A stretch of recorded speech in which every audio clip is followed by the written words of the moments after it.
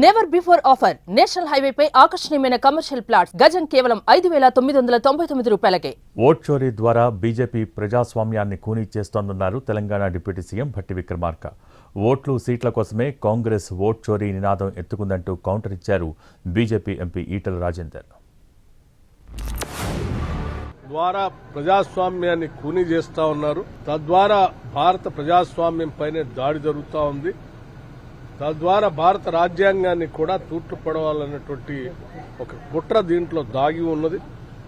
కాబట్టి ఓటర్లకు సంబంధించిన సమగ్రమైనటువంటి సమాచారాన్ని కేవలం హార్డ్ కాపీయే కాకుండా సాఫ్ట్ కాపీ కూడా అందుబాటులో ఉండాలని చెప్పి వారు డిమాండ్ చేస్తున్నటువంటి విషయం కూడా తెలుసు. ఇటు కేంద్ర ప్రభుత్వం కానీ ఎన్నికల కమిషన్ కానీ ఏమాత్రం స్పందించకుండా జరుగుతున్నటువంటి ఈ చోరీ వలన ఏక పార్టీకి అంటే భారతీయ జనతా పార్టీకి మాత్రమే లాభం చేకూర్చే విధంగా జరుగుతున్న అంటే నీవు గెలిస్తేనేమో మిషన్లు పనిచేసినట్టు, ఎలక్షన్ కమిషన్ పనిచేసినట్టు, నువ్వు ఓడిపోతేనేమో ఎలక్షన్ కమిషన్ పనిచేయనట్టు, ఓట్ల చోరీ జరిగినట్టు.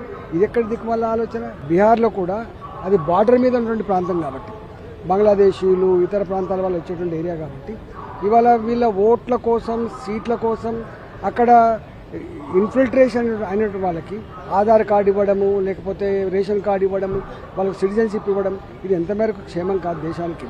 ఇవాళ రాజకీయాల కోసం అధికారం కోసం దేశ భద్రతనే పనంగా పెడతా అంటే ఇది మంచి పద్ధతి కాదు. ఇవాళ ఇలాంటి చౌకబారు ఆరోపణలు మంచిది కాదు.